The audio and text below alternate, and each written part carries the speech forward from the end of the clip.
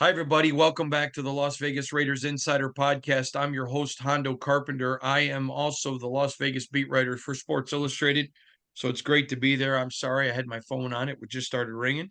And I'm joined by this guy, the editor and publisher of the spun.com, does a terrific job. Now, I got to tell you, Matt, I love having you on in each every week. And man, we've got Raiders galore to discuss today. But I have a couple of things that I have to talk about. First of all, a former NFL ex-wife calling out Travis Kelce. I read about this at the Spun. It was hilarious. Tell us about it. Yeah, I'm not sure if I'm pronouncing her name correctly. It's either Jana Kramer or Yana Kramer. I'm sorry if whichever one it is, but she was married to an NFL player named Mike Carson from I think 2015 to 2021, and she said in her Wind Down podcast that she thinks Travis Kelce is corny, and she thinks he does a lot of stuff for attention, and he's kind of out there, trying to draw the attention of the cameras and get people to talk about him. So I thought it was interesting. I thought it was, it's kind of random, but there's a lot of people. I think the overall the Q rating on the Kelsey brothers is pretty high, but you're always going to have people that don't really appreciate you, and I think this is one of the complaints. Maybe you start to see it more the more exposed we get to Travis, because remember he was a great football player and a well-known football player before he started dating Taylor Swift. But dating Taylor Swift takes your popularity and your cachet to an entirely new level. I'm going to tell you, I think his act is wearing thin with a lot of people, and the most important people in his locker room. I think there's a lot of people that's running wearing thin with. That's my opinion based on some things I'll get into later as we get closer to the season. But I think that's going to be fascinating to watch. I don't care about the Taylor Swift stuff. He can date whoever he wants. That's irrelevant to me. I understand it's important to other people. I'm not saying who a person dates, but I'm not dating them, so I don't care. I just care strictly about the football. And I'm getting some interesting information that I think his act may be wearing very thin with his team. We're gonna find out about that. All right. I want to go to the Raiders because they have done a lot right. They go get Gallup, the wide receiver, which was a very, very big deal. Then um, they go and get Andrus Peat, which I think, another uh, big deal. They go out and again, they're still accumulating talent. At post June 2nd, they're going to be over $30 million in cash. I I just think Tom Telesco has done everything right that he could do this offseason. I'd love your assessment of Telesco. I think the process has been sound, and I think that that's the best thing you can ask for when somebody takes over as a GM. Obviously, he has GM experience before, but when someone takes over in a new spot, you want to see that their process is sound and the way they're going about their business makes sense. I think he's approached it in a good way. He's trying to accumulate talent, like you said, and build up the roster. They're not in win now Super Bowl mode yet, but they're trying to get there. Like any team wants to be there, and I think the best way for the Raiders to do that is to keep building up their roster, supplementing what they already have, because there wasn't a clear path to a blue chip quarterback this offseason. They would have had to trade up in the draft. And then you don't, that's still an unknown because you're not sure what you're getting in a rookie. There was no vets, available, high profile vets that would change the fortunes of a franchise just by themselves. So I think that the way they're going about that position makes sense. So I think process wise, what Tom Telesco and Antonio Pierce have done so far for the Raiders makes sense, and I think it's been sound. So obviously, you have to hit on those acquisitions. You have to see it come to fruition. But I think looking at what they did on paper, it makes sense. Shannon and I were having dinner recently, with one of the most respected defensive minds in football. He's not on the Raiders schedule next year. And I asked him at dinner, much to our wives' chagrin, because it was supposed to be a no football dinner. Mhm. I just remotely talked to him about Bowers with Mayer, with Jacoby Myers, um, Devontae Adams, Trey Tucker. By the way, they go out and we knew about Gallup at the time, didn't know. They go out and get Guyton, Jalen Guyton, the former Chargers wide receiver. I mean, I talked about, Zamir, all of it. And I said to him, how would you defend that? And he was very brilliant in his analysis, Matt. He talked about, I know they want to run the football, so I'm going to sell out to stop the run, and I'm going to bracket Devontae and Jacoby, more Devontae, but still, when I can, Jacoby. He goes, the two tight ends are very proven in college, but neither one's proven in the NFL. He goes, I think they're both super good. He goes, but I'm going to make them show me that. Make a Trey Tucker prove to me, okay, yeah, we know you can make one or two catches in a game, but can you do 7 or 8 if we take away Jacoby and Devontae? And then he said, and the other thing is if I'm the offensive coordinator, I'm going to make sure on first down it's 50-50 run to pass, so guys can't stack the back box against me. But I want you to hear this. He told me if the Raiders are able to keep the run game going and get those tight ends involved, he said, we already know about Jacoby. We already know about Devontae. You're going to force me to get those guys out of double coverage. He said, if they're able to do that, they have the weapons to be unstoppable. Matt, those are big words from a very brilliant defensive mind. Your thoughts on that?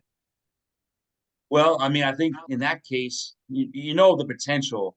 I mean, you know the production, like this guy was saying, of a Devontae Adams, Jacoby Myers.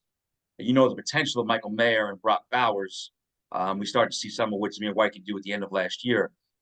I think if they are able to get that going, it's a good sign because that also means that whoever the quarterback is, whether it's Minshew or Aiden O'Connell, he's playing well because you're going to need your quarterback to play well, distribute the ball, make the right decisions, get the right guys involved in order to maximize those weapons.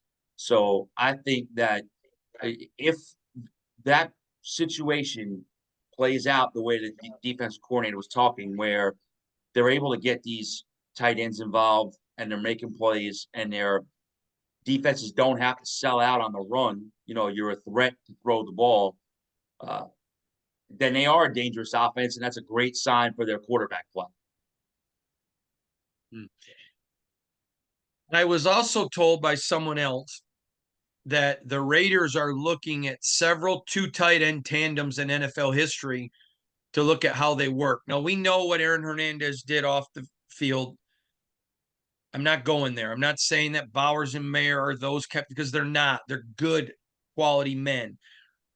But when you look at what the Patriots did with Hernandez and Gronkowski, and you potentially have two guys of that ability in Bowers and Mayer, I mean, Katie bar the door with a Zamir White, Trey Tucker, Gallup, Jacoby, Devontae. It's scary, isn't it? There's a lot of weapons there. There are. There's a lot of pieces to the puzzle, and I think again it goes back to what we were saying a couple of minutes ago about building out the roster and making sure that you have quality depth at each spot because your best chance at having a good season is to load up on talent and load up on diversified weapons to throw at a defense. Yeah, totally agree with you. Matt, I'm going to ask you this question. As a national reporter who covers the National Football League macroly, I cover it microly with the Raiders. What is your biggest question for the Raiders heading into training camp? Honestly, I think it is who's going to be starting at quarterback. I know it's the lowest common denominator type question, but I think that how that quarterback play plays out will go a long way in determining what kind of season the Raiders have. Because I think that, if they get solid quarterback play and the offense is able to move the ball, I think the defense will play well enough, excuse me, to keep them in most games. And I think, you could have a team that I don't anticipate them competing with the Chiefs for the division, but you could have a team that could be in the mix for a wild card berth, depending on how their quarterbacks are playing. And I think that whoever seizes that job, it's going to be imperative that they play well, because you don't want to have a situation, no matter who starts the year as QB1, you don't want to have a situation where excuse me, Gardner Minshew 4 weeks in struggling. You go to O'Connell, but he's not doing a job, and you're kind of just juggling quarterbacks year season long. That's not good.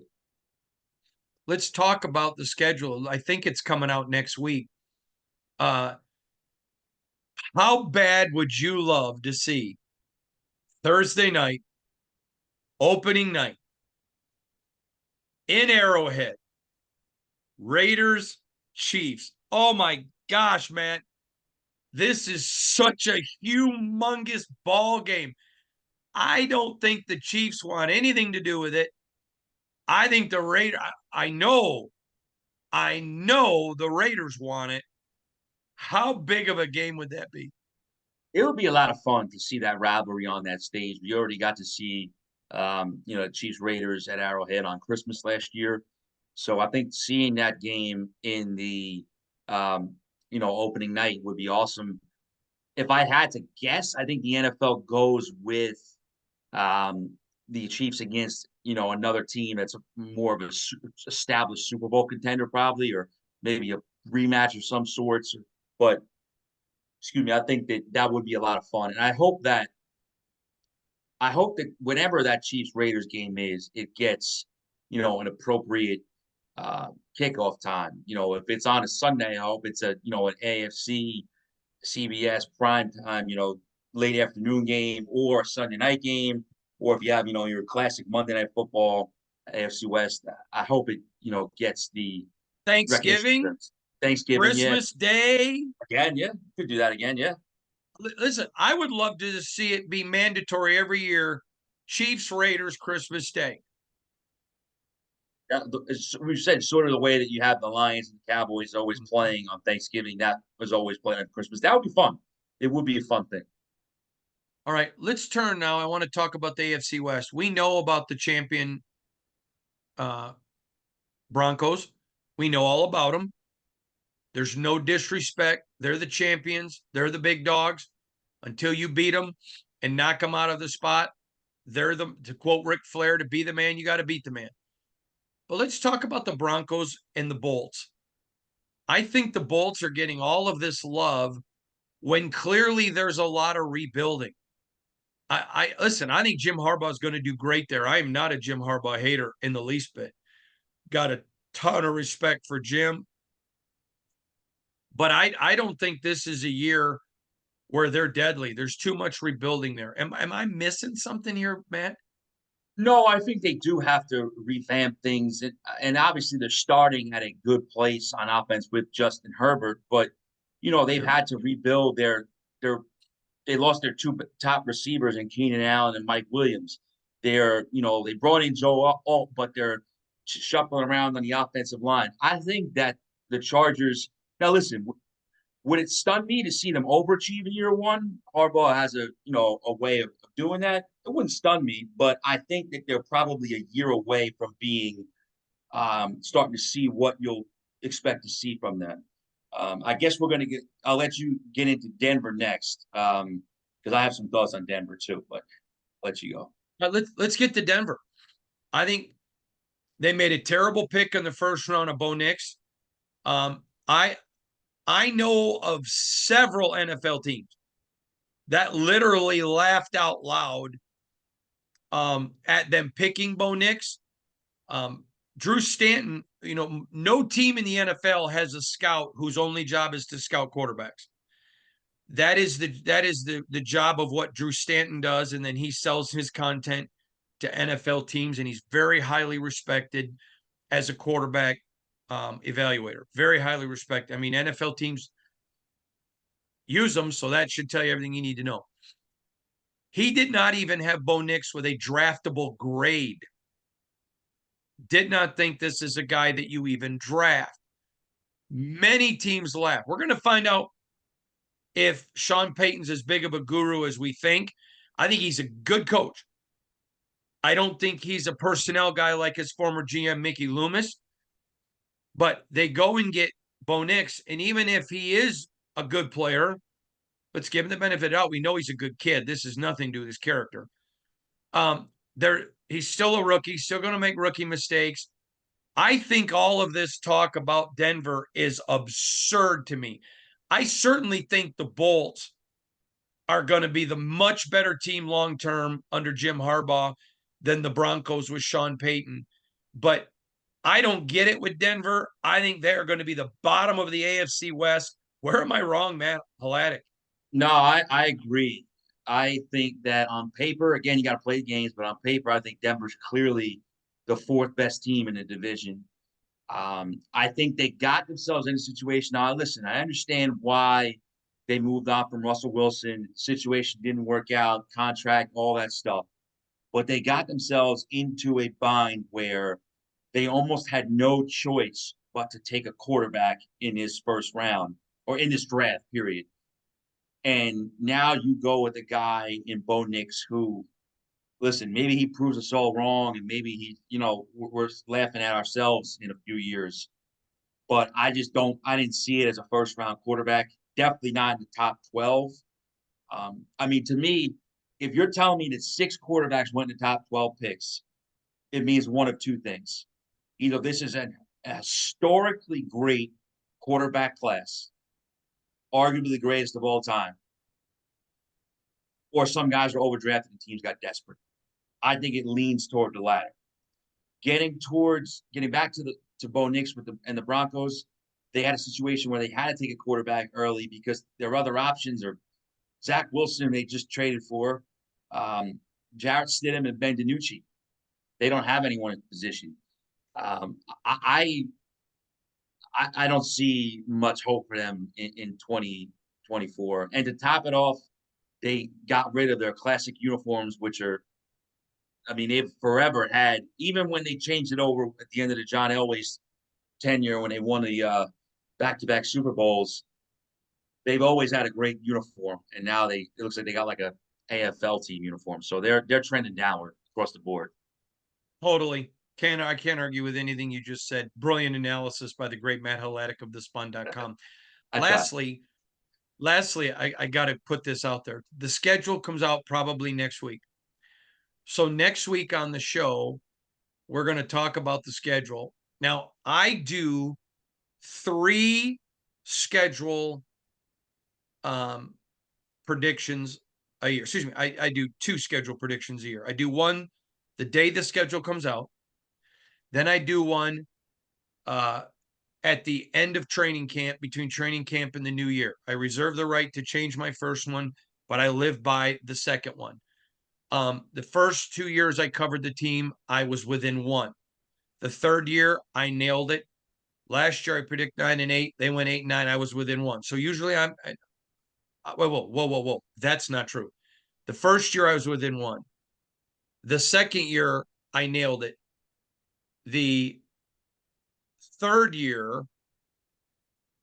I blew it. Yeah, that was McDaniel's first year. Yeah, that's the year I predict him to go 12-5, and I think I don't remember what they finished, but it was, I mean, I was horrible.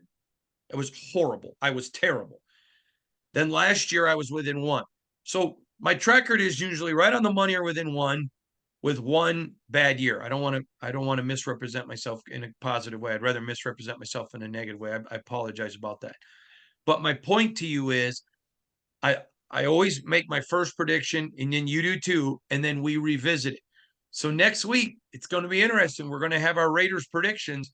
I'm looking forward to this, Matt Halatic. I think the Raiders are going to have a very interesting year. I do too. I think it's one of the more interesting teams in the NFL, and it's got some very interesting storylines. So I'm looking forward to seeing when the schedule comes out and going through it first run with you. All right. Next week, we'll hope to, as long as it comes out, we'll be making our first run predictions. Matt, tell them how to find you on social media, please. Sure, you can find me on X/Twitter, whatever you call it, at Matt Hladik 919 at MattHladik 919. Come over there, chat, check it out. I'm always online. Make sure you also check me out on IG at Hondo SR, on X when you go to at Hondo Carpenter. And don't forget, SI.com/NFL/Raiders for all of our articles. And you can find Matt at thespun, SPUN.com.